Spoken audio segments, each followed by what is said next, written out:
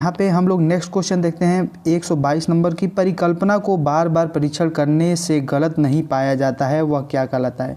यानी ऐसी कौन सी परिकल्पना है उसको हम लोग बार बार परीक्षण करेंगे फिर भी वह गलत नहीं होगा, वह इसे हम लोग क्या कहते हैं, सिद्धांत कहते हैं, कानून कहते हैं, खोज कहते हैं या मूल संकल्पना।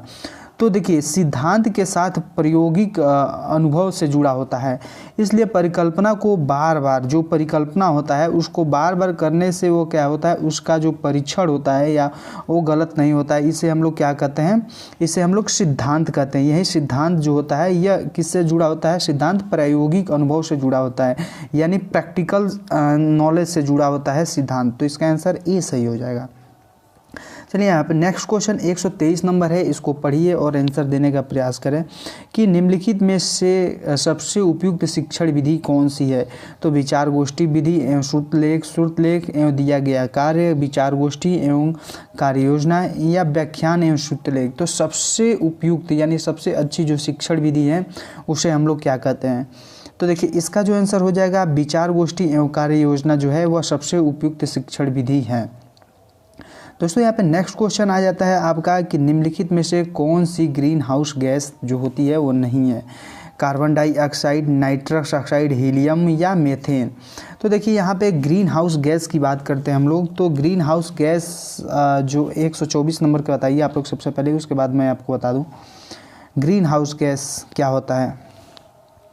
देखिए ग्रीन हाउस गैस जो होता है वह वायुमंडल में जो उसकी गर्मी है, वायुमंडल में उष्मा गर्मी को बढ़ाने में सबसे ज़्यादा मदद करता है। और जो हीलियम होता है वह ग्रीन हाउस गैस में नहीं आता है, जबकि कार्बन डाइऑक्साइड, नाइट्रस ऑक्साइड और मीथेन ये तीनों जो है ग्रीन हाउस गैसों में आते हैं। तो इसका आंसर पूछ रहा है नहीं है, तो हीलियम जो है वह नहीं है।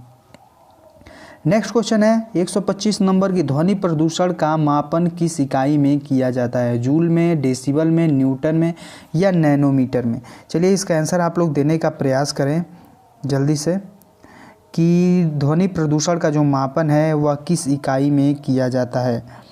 चलिए इसका आंसर देने का प्रयास करें आप लोग। तो इसका जो आंसर हो जाएगा वह डेसिबल हो जाएगा। इसका आंसर डेसिबल हो जाएगा। गुड इवनिंग सभी को, जितने भी लोग लाइव हो चुके हैं सभी को गुड इवनिंग। तो इसका जो आंसर हो जाएगा वह, चलिए इसका जो आंसर हो जाएगा वह डेसिबल हो जाएगा। हम लोग ध्वनि प्रदूषण को किस में मापते हैं, तो डेसिबल इकाई में मापते हैं। दोस्तों यहाँ पे नेक्स्ट क्वेश्चन है कि निम्नलिखित में से किस स्थलाकृति का निर्माण हिमानी द्वारा हुआ है। लैपीज का, यू आकार की घाटी का, वी आकार की घाटी का या जलप्रपात का। तो सभी लोग इसका आंसर बताने का प्रयास करें, सभी लोग आंसर दें, जितने भी लोग लाइव हो चुके हैं सभी लोग आंसर दें इसका। तो देखिए इसका जो आंसर हो जाएगा वह 126 का आंसर क्या हो जाएगा आप बताएं जल्दी से। यू आकार की घाटी, वी आकार की घाटी, जलप्रपात या लैपीज। तो जो इसका आंसर होने वाला है वह बी हो जाएगा। जो यू आकार की घाटी होती है उसी का निर्माण किससे होता है, हिमानी के द्वारा हुआ है। यू आकार की घाटी का निर्माण हिमानी द्वारा हुआ है।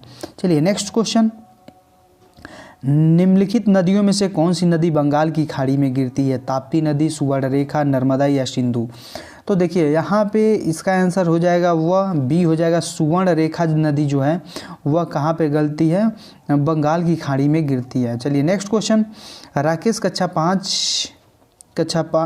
पाँच पर्यावरण विज्ञान के शिक्षक द्वारा दिए गए कार्यों को समय से प्रस्तुत नहीं करता है, अतः उसे सबसे उपयुक्त सुधारात्मक जो उपाय है वह हम लोग क्या कर सकते हैं। तो प्रधानाचार्य की जो है जानकारी में लाना, खेल की कक्षा में जाने का प्रतिबंध लगाना या जो भी अनियमितताएं हैं उसके कारणों को जानकर सही मार्गदर्शन देना है या उसकी अनियमितताओं को लिखित जानकारी उसके माता पिता को देना है। तो देखिए उसके सुधारात्मक उपाय की बात कर रहा है, यानी अगर कोई बच्चा आपकी कक्षा में है और वह क्या कर रहा है, वह कोई भी कार्य प्रस्तुत नहीं कर रहा है, समय से प्रस्तुत नहीं कर रहा है, तो सबसे पहले उसको रिमीडियल टीचिंग के द्वारा हम लोग उसको सुधारात्मक कार्य करेंगे। यानी बच्चे को देखेंगे कि उसमें क्या अनियमितताएं हैं, बच्चे के कारण का पता करेंगे कि बच्चा जो है वह किस कारण से वह उन कामों को नहीं कर रहा है। तो उसके बाद जब हम लोग उसके कारण को जान जाएंगे उसके बाद हम लोग क्या करेंगे, उसे सही मार्गदर्शन देंगे, उनके कारणों का पता लगा के सही मार्गदर्शन देंगे। चलिए नेक्स्ट क्वेश्चन 129 नंबर है कि मध्य प्रदेश में कौन सा शहर झीलों का शहर कहा जाता है। चलिए राजेंद्र प्रसाद गुड इवनिंग, आपको भी अंकिता पांडे गुड इवनिंग। चलिए मध्य प्रदेश भोपाल, उज्जैन या ग्वालियर। तो मध्य प्रदेश शहर की बात कर रहा है, कौन से शहर जो है उसे हम लोग झीलों का शहर कहते हैं। तो चलिए इसका आंसर बताएं। 129 का आंसर सभी लोग जल्दी से बताएं। झीलों का शहर किसे कहा जाता है? मध्य प्रदेश में कौन सा शहर है जिसे झीलों का शहर कहा जाता है? तो देखिए दो भोपाल शहर है, भोपाल शहर को हम लोग क्या कहते हैं? झीलों का शहर कहते हैं। नेक्स्ट क्वेश्चन यहाँ पे हम लोग देखते हैं कि निम्नलिखित में से कौन सा सागर यूरोप को अफ्रीका से अलग करता है। यानी यूरोप सागर जो है यूरोप को अफ्रीका से अलग करता है, वह कौन सा सागर है? तो लाल सागर, काला सागर, अरब सागर या भूमध्य सागर। तो चलिए इसको बताएं। हाँ सभी का मैसेज सीन हो रहा है, सभी लोग कमेंट करें, सभी लोग कमेंट आंसर करते रहें। 130 का आंसर जो हो जाएगा वो क्या है? 130 का आंसर जो हो जाएगा वो डी हो जाएगा। भूमध्य सागर जो है वो अफ्रीका को और यूरोप को अलग करता है। नेक्स्ट क्वेश्चन, अंतर्राष्ट्रीय ओजोन दिवस, जो अंतर्राष्ट्रीय ओजोन दिवस है वह कब मनाया जाता है? तो 16 सितंबर को, 7 दिसंबर को, 30 मार्च को या 22 अप्रैल को। चलिए सभी लोग इसका आंसर करें। अंतर्राष्ट्रीय ओजोन दिवस कब मनाया जाता है? तो अभी हाल ही में अंतर्राष्ट्रीय ओजोन दिवस मनाया गया है और ओजोन दिवस 16 सितंबर को मनाया जाता है। चलिए नेक्स्ट क्वेश्चन, किस खाद्य श्रृंखला में शाकाहारी होते हैं? किस खाद्य श्रृंखला में केवल शाकाहारी होते हैं? तो आपको बताना है किस खाद्य श्रृंखला में केवल शाकाहारी होते हैं। प्राथमिक उत्पादक में, प्राथमिक उपभोक्ता, द्वितीय उपभोक्ता या अपघटनकर्ता। तो इसका जो आंसर हो जाएगा बी हो जाएगा। प्राथमिक उपभोक्ता जो होते हैं वह शाकाहारी होते हैं। जैसे एक उत्पादक हो गया, उत्पादक के बाद क्या आता है? उत्पादक जो होते हैं वो पेड़ पौधे होते हैं। उत्पादक के बाद प्राथमिक उपभोक्ता। प्राथमिक उपभोक्ता में क्या होता है कि जो पेड़ पौधों को खाता है उसे ही हम लोग क्या कहते हैं? प्राथमिक उपभोक्ता। तो ये शाकाहारी होते हैं। प्राथमिक उपभोक्ता क्या होते हैं? शाकाहारी होते हैं। चलिए नेक्स्ट क्वेश्चन, यहाँ पे नेक्स्ट क्वेश्चन हम लोग देखते हैं जल्दी से। नेक्स्ट क्वेश्चन है कि पारिस्थितिकी तंत्र के तत्वों के चक्रण को क्या कहते हैं? जो पारिस्थितिकी तंत्र है उसके तत्वों के चक्रण को हम लोग क्या कहते हैं? आपको बताना है। रासायनिक चक्र कहते हैं, जैव भू रासायनिक चक्र, भूगर्भिक चक्र या भू रासायनिक चक्र कहते हैं। तो इसका जो आंसर हो जाएगा वह क्या होगा? आप लोग जल्दी से बताएं। देखिए इसका जो आंसर हो जाएगा उसे हम लोग बी जो है जैव भू रासायनिक चक्र कहते हैं। 134 नंबर, निम्नलिखित में ईंधनों में से कौन सा न्यूनतम पर्यावरणीय प्रदूषण उत्पन्न करता है? यानी सबसे कम पर्यावरण प्रदूषण को कौन सा जो है गैस या जो ईंधन है वह उपयुक्त करता है, यानी उससे पर्यावरण प्रदूषण नहीं होता है? तो डीजल है, पेट्रोल है, हाइड्रोजन है या कोयला है? तो 134 इसका आंसर आप लोग बताएं जल्दी से। तो इसका आंसर हो जाएगा वो हाइड्रोजन। हाइड्रोजन जो होता है उससे सबसे कम पर्यावरण प्रदूषण होता है। अभी आप लोगों ने लाइक नहीं किया है तो प्लीज़ सभी लोग लाइक कर दें, शेयर करें और हाँ चैनल को सब्सक्राइब करके घंटे के निशान को ज़रूर दबा लें। चलिए नेक्स्ट क्वेश्चन, संकटग्रस्त जो जंतु दैत्याकार पांडा है वह कहाँ पे पाया जाता है? यानी किस देश में पाया जाता है? ऑस्ट्रेलिया में, भारत में, चीन में या ब्राज़ील में? तो जो इसका आंसर हो जाएगा वह सी हो जाएगा। यह कहाँ पाया जाता है? 135 ये सी यानी चीन में पाया जाता है। चलिए नेक्स्ट क्वेश्चन, निम्नलिखित में से किस गैस के कारण भोपाल गैस त्रासदी हुई थी? यानी भोपाल में जो एक गैस त्रासदी हुई थी उसमें बहुत सारे लोग मारे गए थे, वह किस गैस के कारण हुआ था? Chlorofluorocarbon, carbon dioxide, nitrous oxide या मिथाइल आइसोनेट? सभी लोग आंसर कर दें।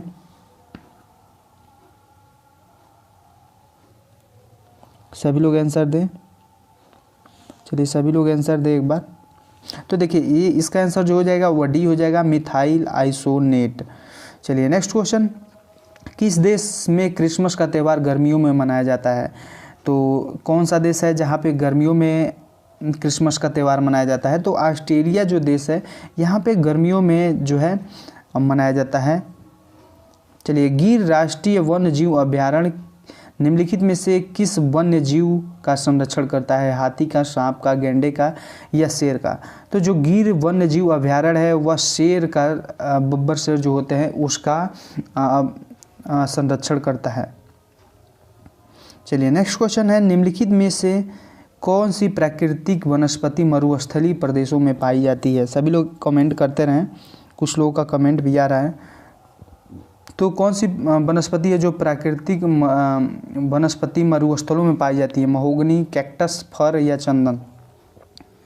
तो 139 का आंसर जो हो जाएगा वह बी हो जाएगा। कैक्टस जो है वह मरुस्थलीय प्रदेशों में पाई जाती है। ग्रीन मफलर से हम लोग क्या संबंधित है, या ग्रीन मफलर किससे संबंधित होता है? मृदा प्रदूषण से, वायु प्रदूषण से, ध्वनि प्रदूषण से या जल प्रदूषण से? तो देखिए, जो ग्रीन मफलर होता है वह ध्वनि प्रदूषण से संबंधित होता है।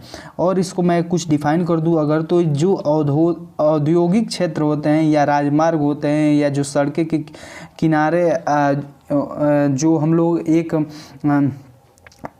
एक लाइन के द्वारा हम लोग पौधे लगा देते हैं सड़कों के किनारे, और यह जो पौधे होते हैं यह वायु प्रदूषण को रोकते हैं, ध्वनि प्रदूषण को रोकते हैं, तो इसे हम लोग क्या कहते हैं? ग्रीन मफलर का नाम दिया गया है। चलिए नेक्स्ट क्वेश्चन है कि निम्नलिखित पारिस्थितिकी तंत्रों में से ऊर्जा का महत्वपूर्ण स्रोत क्या है? ऊर्जा का जो महत्वपूर्ण स्रोत है वह क्या है, आपको बताना है। ऊर्जा का महत्वपूर्ण स्रोत क्या है, आपको बताना है। सूर्य है, पृथ्वी है, चंद्रमा है या शुक्र है? तो चलिए इसका आंसर बताएं सभी लोग। 141 का आंसर क्या होगा? तो इसका जो आंसर हो जाएगा ए हो जाएगा, सूर्य। चलिए नेक्स्ट क्वेश्चन है, टाइटन किस ग्रह का प्राकृतिक उपग्रह है? टाइटन किस ग्रह का प्राकृतिक उपग्रह है, आपको बताना है। टाइटन जो है वह किस ग्रह का प्राकृतिक उपग्रह है? तो वरुण का, बुध का, शनि का या शुक्र का? तो जो टाइटन है वह किस ग्रह का उपग्रह है? तो इसका आंसर जो हो जाएगा वह सी हो जाएगा, शनि का। चलिए नेक्स्ट क्वेश्चन यहाँ पे कि निम्नलिखित में से कौन सी गैस बायोडीजल की फसल है, या कौन सी इसमें से बायोडीजल की फसल है? कपास है, जेट्रोपा, गन्ना या आलू? तो इसका आंसर जो हो जाएगा वो बी हो जाएगा, जेट्रोपा जो है इससे बायोडीजल उत्पन्न होता है। पर्यावरण संरक्षण अधिनियम किस वर्ष पारित हुआ था? पर्यावरण संरक्षण अधिनियम किस वर्ष पारित हुआ था, आपको बताना है। तो देखिए इसका आंसर आप क्या होगा, 1982 में, 1986, 1992 या 1996 में? तो इसका आंसर जो हो जाएगा वह बी हो जाएगा, 1986 में। 1986 में पर्यावरण संरक्षण अधिनियम जो है वह लागू हुआ था। नेक्स्ट क्वेश्चन है, भूमंडलीय तापन का कारण क्या है? हिमनदों में वृद्धि, कार्बन डाइऑक्साइड में वृद्धि, कार्बन डाइऑक्साइड में कमी या वनों में वृद्धि? तो इसका आंसर बताएं आप लोग, सभी लोग जल्दी से। एक बार आप लोग कमेंट करके बताएं कि जो हमारा वीडियो है वो वीडियो चल रहा है या रुका हुआ है। सबको क्वेश्चंस बार बार दिखाई दे रहे हैं? 145 नंबर क्वेश्चन आप लोगों को दिखाई दे रहा है? एक बार जितने भी लोग लाइव हैं एक बार बता दें यस या नो। एक बार आप लोग बता दें यस या नो, जो भी है बताइए। भूमंडलीय तापन का क्या कारण है? देखिए भूमंडलीय तापन का जो कारण है वह कार्बन डाइऑक्साइड में वृद्धि, कार्बन डाइऑक्साइड में वृद्धि वह भूमंडलीय तापन का कारण है। नेक्स्ट क्वेश्चन यहाँ पे है कि निम्नलिखित में से किसमें सर्वाधिक जैव विविधता पाई जाती है? निम्नलिखित में से किसमें सर्वाधिक जैव विविधता पाई जाती है? तो इसका आंसर जो हो जाएगा बी हो जाएगा, उष्णकटिबंधीय सदाबहार वर्षा वन में सर्वाधिक विविधता पाई जाती है। 147 है, निम्नलिखित में से कृष्ण मृदा में जो या निर्माण में लावा द्वारा होता है? तो 147 आंसर बताएं जल्दी से सभी लोग। लाल मिट्टी, काली मिट्टी, जलोढ़ मिट्टी या लैटेराइट मिट्टी? बताएं इसका आंसर सभी लोग बताएं। तो देखिए 147 का जो आंसर हो जाएगा वह हो जाएगा बी, काली मिट्टी का निर्माण लावा द्वारा होता है। नेक्स्ट क्वेश्चन, वायुमंडल में कौन सी परत क्रमशः प्रकाश की पराबैंगनी किरणों की सतह को आने से रोकती है? चलिए पराबैंगनी किरणों को पृथ्वी की सतह पर आने से रोकती है, आपको बताना है। तो बताइए जल्दी से आंसर इसका। तो देखिए इसका आंसर जो हो जाएगा वह समताप मंडल। समताप मंडल में क्या है? ओजोन परत स्थित है। कौन सा? ओजोन परत स्थित है। ओजोन परत समताप मंडल में स्थित है। चलिए नेक्स्ट क्वेश्चन यहाँ पे है कि गंगा एक्शन प्लान को लाने का उद्देश्य निम्नलिखित में से किस सुधार हेतु था। तो जो गंगा एक्शन प्लान था वह क्यों लाया गया, तो यह इसलिए लाया गया कि जो जल है उसमें गुणवत्ता बनी रहे। नेक्स्ट क्वेश्चन है कि निम्नलिखित में से कौन सा वृक्ष जैविक कीटनाशक का उत्पादक है। तो नीम, देवदार, चीड़ या ओंक। तो जैविक कीटनाशक का उत्पादक नीम है। तो दोस्तों ये वीडियो आप लोगों को कैसा लगा आप लोग नीचे कमेंट बॉक्स में ज़रूर बताइएगा। वीडियो को लाइक शेयर ज़रूर करिएगा। और हाँ, मिलते हैं नेक्स्ट वीडियो में फिर 30 क्वेश्चंस को लेके, और आज 150 क्वेश्चन तक हम लोग देखे हैं। तब तक आप लोग क्या करिए, चैनल को सब्सक्राइब जरूर कर लीजिए। जब भी ऑनलाइन है आपको प्रीवियस ईयर के जो भी पेपर हैं, प्रीवियस ईयर के पेपर सभी करा दिए जाएंगे आपके एग्ज़ाम से पहले। तो सभी पेपर को देखने के लिए आप लोग सब्सक्राइब जरूर करें, लाइक करें, शेयर करें। मिलते हैं नेक्स्ट वीडियो में, तब तक के लिए इजाज़त दीजिए। नमस्कार।